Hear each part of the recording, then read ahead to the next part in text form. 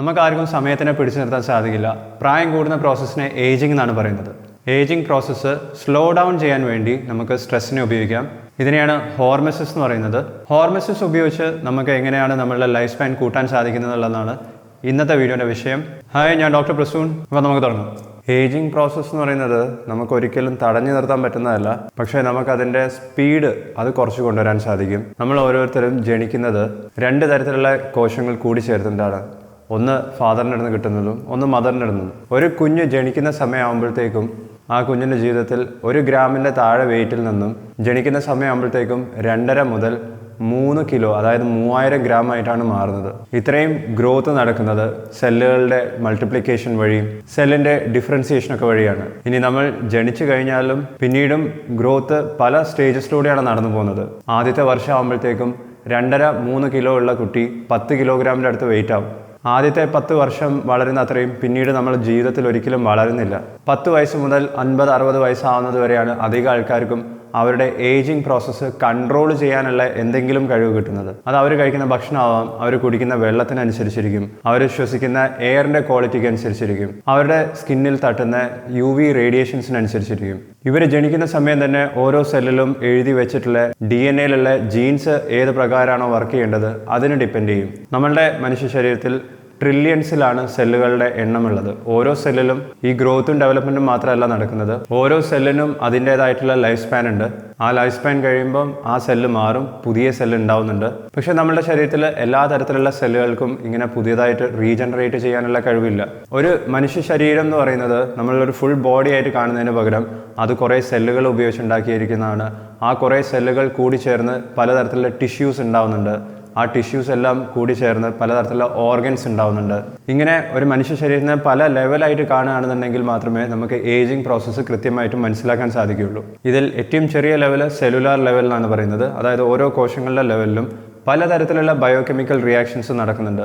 നമ്മൾ കഴിച്ച ഭക്ഷണത്തിൽ നിന്നും ഗ്ലൂക്കോസിനെ ചെറിയ മോളിക്യൂൾസ് ആക്കി മാറ്റാനും ആ ഗ്ലൂക്കോസിൽ നിന്നും പിന്നീട് ATP ഉണ്ടാക്കാനും ഈ ATP ഉപയോഗിച്ചിട്ട് നമ്മളുടെ ഓരോ തരത്തിലുള്ള സെല്ലുകൾക്ക് പ്രവർത്തിക്കാനുള്ള കഴിവെല്ലാം പലതരത്തിലുള്ള ബയോകെമിക്കൽ റിയാക്ഷൻസ് ആണ്. ഇത്തരത്തിൽ ഏത് തരത്തിലുള്ള റിയാക്ഷൻ നടക്കുകയാണെന്നുണ്ടെങ്കിലും അതിനൊരു ബൈ പ്രൊഡക്റ്റ് ഉണ്ടാവും, വേസ്റ്റ് പ്രൊഡക്റ്റും ഉണ്ടാവും. പക്ഷേ ഈ പറഞ്ഞ വേസ്റ്റ് പ്രൊഡക്ട്സും ബൈ പ്രൊഡക്ട്സും ഒക്കെ സെല്ലിൻ്റെ അകത്ത് തന്നെ നിൽക്കുകയല്ല ചെയ്യുന്നത്. വേസ്റ്റ് ആയിട്ടുള്ള സാധനങ്ങളെല്ലാം സെല്ലിൻ്റെ പുറത്തേക്ക് കളയണം. നമ്മളുടെ ബോഡീൻ്റെ വേസ്റ്റ് നമ്മളുടെ ബോഡിയിൽ നിന്ന് പുറത്തേക്ക് പോകുന്ന പോലെ തന്നെ ഓരോ സെല്ലിൻ്റെ അകത്തുള്ള വേസ്റ്റും ശരീരത്തിന് പുറത്തേക്ക് പോകണം. പലതരത്തിലുള്ള ബയോകെമിക്കൽ റിയാക്ഷൻസിൽ ഏറ്റവും കൂടുതൽ സെല്ലിന് ഡാമേജ് ഉണ്ടാക്കുന്നത് റിഡക്ഷനും ഓക്സിഡേഷനും റിയാക്ഷൻസ് ആണ്. ഇതിനെ കൂട്ടിച്ചേർത്തിട്ട് നമുക്ക് റിഡോക്സ് റിയാക്ഷൻസ് എന്ന് പറയാം. ഇത്തരത്തിലുള്ള റിയാക്ഷൻസ് നടന്നു കഴിഞ്ഞാൽ നമ്മളുടെ ശരീരത്തിലുള്ള ഓരോ കോശങ്ങൾക്കും ഡാമേജസ് ഉണ്ടാവാം. ഇങ്ങനെ ഡാമേജ്ഡ് ആയിട്ടുള്ള പാർട്ടിക്കിൾസ് നമ്മളുടെ ബോഡിയിൽ തന്നെ നിൽക്കുന്നതും ഏജിങ് പ്രോസസ്സിനെ ഫാസ്റ്റ് ആക്കുകയാണ് ചെയ്യുന്നത്.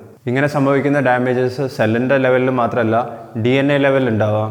ഇങ്ങനെ DNA ഉണ്ടാകുന്ന ഡാമേജസ് ആണ് പിന്നീട് ക്യാൻസർ പോലത്തെ അസുഖങ്ങളായിട്ട് മാറുന്നത്. ഇത്തരത്തിലുള്ള അസുഖങ്ങൾ വന്നു കഴിഞ്ഞാലും നമ്മളുടെ ബാക്കിയുള്ള ജീവിതത്തിൻ്റെ ക്വാളിറ്റി കുറഞ്ഞു പോവുകയാണ് ചെയ്യുന്നത്. ഏജിങ് പ്രോസസ്സ് സ്ലോ ഡൗൺ ചെയ്യാൻ വേണ്ടി പലതരത്തിലുള്ള സ്റ്റഡീസ് നടത്തിയിട്ടുണ്ട്. അധിക സ്റ്റഡീസിലും ശ്രമിക്കുന്നത് ഇത്തരത്തിലുള്ള റിഡോക്സ് റിയാക്ഷൻസ് കാരണം ഉണ്ടാകുന്ന ഡാമേജസ് അത് കുറച്ച് നിർത്താൻ വേണ്ടിയിട്ടാണ്. ഫ്രീ റാഡിക്കൽസും ഓക്സിഡേഷൻ നടന്നതിന് ശേഷം ഉണ്ടാകുന്ന പലതരത്തിലുള്ള ഡാമേജ്ഡ് ആയിട്ടുള്ള പാർട്ടിക്കിൾസും നമ്മളുടെ ശരീരത്തിൽ കെട്ടി നിൽക്കുന്നുണ്ടെങ്കിൽ അതിനൊക്കെ ക്ലിയർ ചെയ്യാനുള്ള പ്രോപ്പർ വേസ്റ്റ് മാനേജ്മെൻറ്റ് സിസ്റ്റം അതിനെ ആക്ടിവേറ്റ് ചെയ്യാനും പലതരത്തിലുള്ള വഴികൾ പറയുന്നുണ്ട്. അത്തരത്തിൽ 7 കാര്യങ്ങൾ ഞാൻ ഓൾറെഡി മറ്റൊരു വീഡിയോയിൽ ഡിസ്ക്രൈബ് ചെയ്തിട്ടുണ്ട്. നിങ്ങൾ ആ വീഡിയോ ഇതുവരെ കണ്ടിട്ടില്ല എന്നുണ്ടെങ്കിൽ ലിങ്ക് ഈ വീഡിയോൻ്റെ ലൈക്ക് ബട്ടൻ്റെ താഴെ കാണാവുന്നതാണ്. ഇന്നത്തെ വീഡിയോയിൽ ഞാൻ കവർ ചെയ്യുന്നത് ഹോർമെസിസിനെ കുറിച്ചാണ്. ഹോർമെസിസ് എന്ന് പറഞ്ഞാൽ നമ്മളുടെ ബോഡീനെ തന്നെ പലതരത്തിലുള്ള മൈൽഡ് ആയിട്ടുള്ള സ്ട്രെസ്സുമായിട്ട് ഇൻട്രൊഡ്യൂസ് ചെയ്യുന്ന പ്രൊസീജിയറാണ്. ഹോർമെസിസ് പല രീതിയിൽ ചെയ്യാം. ചെറിയ രീതിയിലുള്ള ഇത്തരത്തിലുള്ള സ്ട്രെസ്സ് നമ്മളുടെ ബോഡിക്ക് നമ്മൾ തന്നെ മനഃപൂർവ്വം ഇൻട്രൊഡ്യൂസ് ചെയ്യുന്ന സമയത്ത് നമ്മളുടെ ഏജിങ് പ്രോസസ്സിനെ സ്ലോ ഡൗൺ ചെയ്യാൻ സാധിക്കുന്നതാണ് പറയുന്നത്. പക്ഷേ മൈൽഡിന് പകരം കൂടുതൽ സ്ട്രെസ് ആയി കഴിഞ്ഞാൽ അത് ഏജിങ് പ്രോസസ്സിനെ ഫാസ്റ്റ് ആക്കാനും സാധിക്കും. ഇനി ഹോർമെസിസ് നമ്മളുടെ ബോഡിയിൽ ഇൻട്രൊഡ്യൂസ് ചെയ്യാൻ സഹായിക്കുന്ന എല്ലാ സാധനങ്ങളെയും നമുക്ക് ഹോർമെറ്റിൻസ് എന്ന് പറയാം. അതിൽ ആദ്യം എന്ന് പറയുന്നത് ചില തരത്തിലുള്ള സപ്ലിമെൻറ്റ്സ് ആണ്. ഇത് ഡയറ്ററി സപ്ലിമെൻറ്റ്സിനെ കുറിച്ചാണ് ഞാൻ ഉദ്ദേശിക്കുന്നത്. ഡയറ്ററി സപ്ലിമെൻറ്റ്സ് പറഞ്ഞാൽ നമ്മളുടെ ഭക്ഷണത്തിലൂടെ നമുക്ക് കിട്ടാത്ത തരത്തിലുള്ള ചില ന്യൂട്രിയൻസ്, അത് മൈക്രോ ന്യൂട്രിയൻസ് ആവാം, മാക്രോ ന്യൂട്രിയൻസ് ആവാം. ഇത് ഭക്ഷണത്തിന് പകരമല്ല, പക്ഷേ ഭക്ഷണത്തിൻ്റെ കൂടെ നമുക്ക് എടുക്കാവുന്ന രീതിയിലുള്ള ഫാർമസ്യൂട്ടിക്കൽ പ്രിപ്പറേഷൻസ് ആണ്.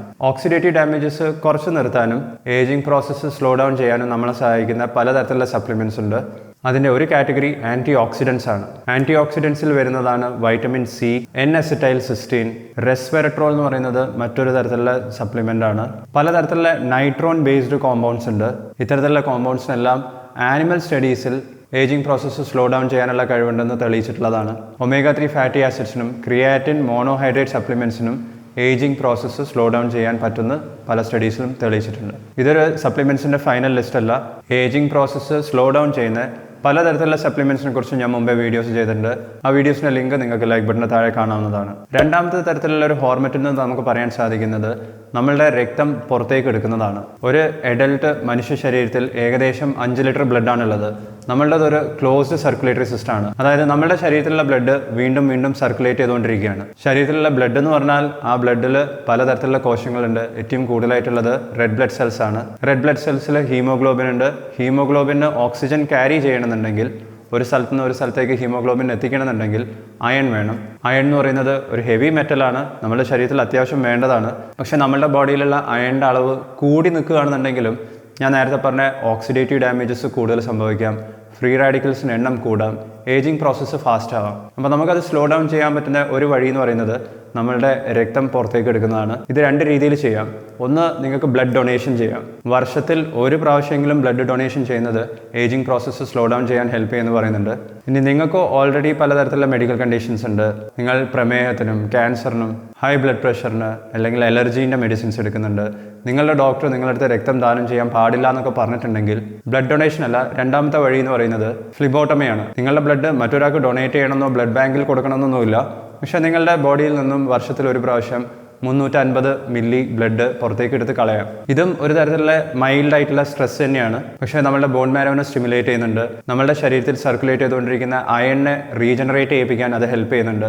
ഏജിംഗ് പ്രോസസ്സ് സ്ലോ ഡൗൺ ചെയ്യാനും ഇത് നല്ലൊരു വഴിയാണ്. ഇനി ബ്ലഡ് ഡൊണേഷൻ അല്ലാതെ നിങ്ങൾ വെറുതെ പുറത്തേക്ക് ബ്ലഡ് കളയാൻ വേണ്ടി ഫ്ലിബോട്ടമി പോലത്തെ പ്രൊസീജിയേഴ്സ് ചെയ്യാൻ പോകുന്നതിന് മുമ്പേ നിങ്ങൾക്ക് ചെയ്യാൻ പറ്റുന്ന ഒരു ടിപ്പ് എന്ന് പറഞ്ഞാൽ, ഇത്തരത്തിലുള്ള പ്രൊസീജിയർ ചെയ്യുന്നതിന് മുമ്പേ ഒരു കപ്പ് കോഫി കുടിക്കുക. കോഫിയിൽ കഫീൻ ഉണ്ട്. കഫീൻ എന്ന് പറയുന്നത് ബ്ലഡിലുള്ള എല്ലാ തരത്തിലുള്ള ടോക്സിൻസിനെയും പുറത്തേക്ക് ഫ്ലഷ് ചെയ്യാൻ നമ്മളെ സഹായിക്കും. മൂന്നാമത്തെ തരത്തിലുള്ള ഹോർമറ്റ് എന്ന് പറയുന്നത് നമ്മളുടെ ശരീരത്തിലേക്ക് നമ്മൾ കഴിക്കുന്ന ഭക്ഷണത്തിൻ്റെ ക്വാണ്ടിറ്റിയാണ്. കാലറി റെസ്ട്രിക്ഷൻ ആണ്. കാലറീസ് എനർജി അളക്കുന്ന ഒരു യൂണിറ്റ് മാത്രമാണ്. നമ്മൾ എനർജിക്ക് ഏറ്റവും കൂടുതലായിട്ട് ഉപയോഗിക്കുന്നത് കാർബോഹൈഡ്രേറ്റ്സ് ആണ്. അപ്പോൾ കാർബോഹൈഡ്രേറ്റ്സിൻ്റെ അളവ് കുറച്ച് നിർത്തുകയാണെന്നുണ്ടെങ്കിൽ ഇതും ഒരു തരത്തിലുള്ള സ്ട്രെസ് ആയിട്ട് വർക്ക് ചെയ്യുന്നു എന്ന് പറയുന്നുണ്ട്. പക്ഷേ മാൽ ന്യൂട്രീഷൻ എന്ന് പറഞ്ഞ സ്റ്റേജിലേക്ക് പോകാൻ പാടില്ല. അത്രയും കുറയ്ക്കരുത്. നമ്മളുടെ ബോഡിക്ക് പ്രവർത്തിക്കാനും എനർജി വേണം, കാലറീസ് വേണം. ശരീരത്തിന് പ്രവർത്തിക്കാനുള്ള എനർജി മാത്രം മതി. നമ്മളുടെ ശരീരവും ഒരു കാറും തമ്മിലുള്ള വ്യത്യാസം എന്ന് പറഞ്ഞാൽ, കാറിൽ അടിച്ചിട്ടുള്ള പെട്രോൾ തീരുന്നത് വരെ മാത്രമേ ആ കാർ ഓടുകയുള്ളൂ. പക്ഷേ നമ്മളുടെ ശരീരത്തിൽ അങ്ങനെയല്ല. നമ്മൾ കഴിക്കുന്ന ഭക്ഷണം ആ ഒരു ദിവസത്തേക്ക് വേണ്ടി മാത്രമല്ല, ആ ഒരു സമയം നമ്മളുടെ ശരീരത്തിലുള്ള ഓരോ കോശങ്ങളും പ്രവർത്തിക്കാനുള്ള എനർജി ആ ഭക്ഷണത്തിൽ നിന്ന് കിട്ടുന്നു എന്ന് മാത്രമല്ല, ഭാവിയിലേക്ക് വേണ്ടി അത് സ്റ്റോർ ചെയ്ത് വെക്കുന്നതും കൂടിയുണ്ട്. അത് ഫാറ്റിൻ്റെ രൂപത്തിലാണ് ലിവറിൽ സ്റ്റോർ ചെയ്യുന്നുണ്ട്, ഗ്ലൈക്കജൻ്റെ രൂപത്തിൽ മസിൽസിൽ സ്റ്റോർ ചെയ്യുന്നുണ്ട്. അതുകൊണ്ട് തന്നെ കാലറി റെസ്ട്രിക്റ്റ് ചെയ്യുകയാണെന്നുണ്ടെങ്കിൽ അതിനെ കൊണ്ട് മാത്രം ഏജിംഗ് പ്രോസസ്സ് സ്ലോ ഡൗൺ ചെയ്യാൻ സാധിക്കുന്ന പല സ്റ്റഡീസിലും തെളിയിച്ചിട്ടുണ്ട്. കാലറി റെസ്ട്രിക്ഷൻ നമുക്ക് പല രീതിയിൽ ചെയ്യാം. ഇൻ്റർമീഡിയറ്റ് ഫാസ്റ്റിംഗ് എന്ന് പറയുന്നത് അതിൽ ഒരു വഴി മാത്രമാണ്. ഹോർമറ്റൻസ് എന്ന് പറഞ്ഞാൽ പലതരത്തിലുള്ള കെമിക്കൽസ് ആണ്. അത് നമ്മൾ കഴിക്കുന്ന ഭക്ഷണത്തിലും ഉണ്ടാവും, അല്ലെങ്കിൽ ഫാർമക്കോളജിക്കലി നമുക്ക് ഉണ്ടാക്കാനും സാധിക്കുന്ന പലതരത്തിലുള്ള കെമിക്കൽസ് ആണ്. നമ്മുടെ ശരീരത്തിൽ മൈൽഡ് ആയിട്ടുള്ള ചെറിയ രീതിയിലുള്ള സ്ട്രെസ് ക്രിയേറ്റ് ചെയ്യാൻ കഴിവുള്ള കെമിക്കൽസിനെയാണ് ഹോർമറ്റൻസ് എന്ന് പറയുന്നത്. ഇതിൻ്റെ കുറച്ച് ഉദാഹരണമാണ് നമ്മൾ കഴിക്കുന്ന ഭക്ഷണത്തിൽ തന്നെയുള്ള iron, fluorine, selenium, copper, zinc, ethanol.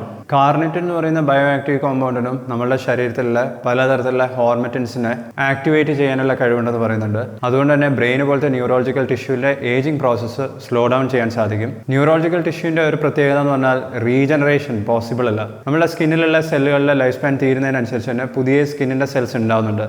പക്ഷേ ബ്രെയിനിലുള്ള സ്പൈനൽ കോഡിലുള്ള നെർവ്സിന് എന്തെങ്കിലും പറ്റിക്കഴിഞ്ഞാൽ, ന്യൂറോൺസിന് എന്തെങ്കിലും പറ്റിക്കഴിഞ്ഞാൽ അത് റീജനറേഷൻ സാധിക്കില്ല. അതുകൊണ്ട് ഇത്തരത്തിലുള്ള ടിഷ്യൂസിലൊക്കെ ഏജിംഗ് പ്രോസസ്സ് സ്ലോ ഡൗൺ ചെയ്യാൻ സാധിക്കുന്നുണ്ടെങ്കിൽ അത് നമുക്ക് ബെനിഫിഷ്യൽ തന്നെയായിരിക്കും. ഏജിംഗ് പ്രോസസ്സ് സ്ലോ ഡൗൺ ചെയ്യാൻ വേണ്ടി നിങ്ങൾക്ക് ചെയ്യാൻ പറ്റുന്ന മറ്റൊരു കാര്യം ഹോർമറ്റൻസ് അടങ്ങിയിരിക്കുന്ന ഭക്ഷണം കഴിക്കുക എന്നുള്ളതാണ്. അത് പക്ഷേ നോൺ വെജിറ്റേറിയൻ ഭക്ഷണത്തിനേക്കാളും കൂടുതൽ അടങ്ങിയിരിക്കുന്നത് വെജിറ്റേറിയൻ ഭക്ഷണത്തിലാണ്. ഫ്രൂട്ട്സിലും വെജിറ്റബിൾസിലുമാണ്. ഇതും ഒരൊറ്റ തരത്തിലുള്ള ഫ്രൂട്ടോ വെജിറ്റബിൾ കഴിക്കുന്നതിനേക്കാളും വെറൈറ്റി ഓഫ് ഫ്രൂട്ട്സിലുള്ള വെജിറ്റബിൾസ് കഴിക്കാൻ സാധിക്കുകയാണെങ്കിൽ അതിനെക്കൊണ്ടായിരിക്കും മാക്സിമം ബെനിഫിറ്റ് ഉണ്ടാകുന്നത്. ഒരു ദിവസം മിനിമം 200 ഗ്രാം വരെയെങ്കിലും ഫ്രൂട്ട്സ് നിങ്ങൾക്ക് കഴിക്കാം. നിങ്ങളുടെ നാട്ടിൽ സീസണലായി കിട്ടുന്ന ഫ്രൂട്ട്സ് കഴിച്ചാൽ മതി. അതേപോലെ ഒരു ദിവസം മിനിമം 100 മുതൽ 200 ഗ്രാം വരെ വെജിറ്റബിൾസും കഴിക്കണം. പല കളറിലുള്ള വെജിറ്റബിൾസ് കഴിക്കുകയാണെങ്കിൽ അത്രയും നല്ലതാണ്. ഇതിൽ ഹോർമറ്റൻസ് മാത്രമല്ല ആൻറ്റി ഓക്സിഡൻസും അടങ്ങിയിട്ടുണ്ട്, ഫൈബർ അടങ്ങിയിട്ടുണ്ട്. ഇത്തരത്തിലുള്ള ഭക്ഷണം എല്ലാ ദിവസവും കഴിക്കുകയാണെന്നുണ്ടെങ്കിലും നിങ്ങൾക്ക് നിങ്ങളുടെ ഏജിംഗ് പ്രോസസ്സ് സ്ലോ ഡൗൺ ചെയ്യാൻ സാധിക്കും. ബാക്കിയുള്ള ജീവിതത്തിൻ്റെ ക്വാളിറ്റിയും കൂട്ടാൻ സാധിക്കും. അവസാനമായി നിങ്ങൾക്ക് ചെയ്യാൻ പറ്റുന്ന മറ്റൊരു കാര്യം എന്ന് പറയുന്നത് എക്സസൈസ് ചെയ്യുന്നതാണ്. നമ്മൾ എന്ത് തരത്തിലുള്ള എക്സസൈസ് ചെയ്യുകയാണെന്നുണ്ടെങ്കിലും അത് നമ്മളുടെ ബോഡിക്ക് നമ്മൾ ഇൻട്രൊഡ്യൂസ് ചെയ്യുന്ന ഒരു തരത്തിലുള്ള സ്ട്രെസ്സാണ്. അതുകൊണ്ട് തന്നെയാണ് അധികം ആൾക്കാർക്കും എക്സസൈസ് ചെയ്യാൻ താല്പര്യമില്ലാത്തത്. എക്സസൈസ് ചെയ്യുന്ന സമയത്ത് വേദന ഉണ്ടാവും, എക്സസൈസ് ചെയ്യുന്നതിന് മുമ്പേ ഉണ്ടാകുന്ന മടിയും എക്സസൈസ് ചെയ്ത് കഴിഞ്ഞാൽ ഉണ്ടാകുന്ന സോർനെസ്സും ഇതെല്ലാം എക്സസൈസ് നമ്മളുടെ ബോഡിയിൽ പല ഭാഗത്തുണ്ടാക്കുന്ന സ്ട്രെസ് കാരണമാണ്. അത് ഹാർട്ട് ബീറ്റ് കൂട്ടുന്ന രീതിയിലുള്ള കാർഡിയോ വർക്കൗട്ട് ആണെന്നുണ്ടെങ്കിലും ബോഡി വെയ്റ്റ് ട്രെയിനിങ്ങോ അല്ലെങ്കിൽ വെയ്റ്റ്സ് ഉപയോഗിച്ചിട്ടുള്ള റെസിസ്റ്റൻസ് ട്രെയിനിങ് ആണെന്നുണ്ടെങ്കിലും ഹൈ ഇൻറ്റൻസിറ്റി ട്രെയിനിങ് ആണെന്നുണ്ടെങ്കിലും ഇതെല്ലാം നമ്മുടെ ബോഡിക്ക് ഉണ്ടാക്കുന്ന ഒരു തരത്തിലുള്ള സ്ട്രെസ്സാണ്. ഇത്തരത്തിലുള്ള സ്ട്രെസ്സും നമ്മളുടെ ലൈഫ് സ്പാൻ കൂട്ടുകയാണ് ചെയ്യുന്നത്. പക്ഷേ ഇവിടെയും ശ്രദ്ധിക്കേണ്ട ഒരു കാര്യം എന്ന് പറയുന്നത് എക്സസൈസ് ചെയ്യുന്നത് കൂടുതലാണെന്നുണ്ടെങ്കിലും അത് ഏജിങ് പ്രോസസ്സിനെ ഫാസ്റ്റ് ആക്കുകയാണ് ചെയ്യുന്നത്. അപ്പം മിനിമം ലെവലിലുള്ള എക്സസൈസ് നിർബന്ധമായിട്ടും ചെയ്യുക. കാർഡിയോ പോലത്തെ എക്സസൈസസിൻ്റെ ഇൻറ്റൻസിറ്റി കൂട്ടുന്നതിൻ്റെ മുമ്പേ നിങ്ങളുടെ ഡോക്ടറുമായി തീർച്ചയായിട്ടും ചർച്ച ചെയ്യുക. മരണം എന്ന് പറയുന്നത് നമുക്ക് ആർക്കും തടഞ്ഞു നിർത്താൻ പറ്റുന്ന ഒരു കാര്യമല്ല. പക്ഷേ ഏജിങ് പ്രോസസ്സ് നമുക്ക് സ്ലോ ഡൗൺ ചെയ്യാൻ സാധിക്കും. അതിന് പല ഫാക്ടേഴ്സ് ഉണ്ട്. ഇന്നത്തെ വീഡിയോയിൽ ഞാൻ പറഞ്ഞിട്ടുള്ള ഏത് കാര്യമാണ് നിങ്ങൾ ആദ്യം ട്രൈ ചെയ്യാൻ പോകുന്നത് അത് വീഡിയോൻ്റെ താഴെ ഒന്ന് കമൻറ്റ് ചെയ്യുക. ഏജിങ്ങിനെ കുറിച്ച് ഞാൻ ചെയ്തിട്ടുള്ള എല്ലാ വീഡിയോസും ഒരു പ്ലേലിസ്റ്റ് രൂപത്തിലാക്കിയിട്ടുണ്ട്.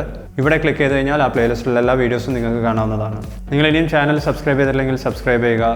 ഈ വീഡിയോ ഇഷ്ടപ്പെട്ടിട്ടുണ്ടെങ്കിൽ ലൈക്ക് ചെയ്യുക. ഞാൻ നിങ്ങളെ നെക്സ്റ്റ് വീഡിയോയിൽ കാണാം. Thank you so much watching. By.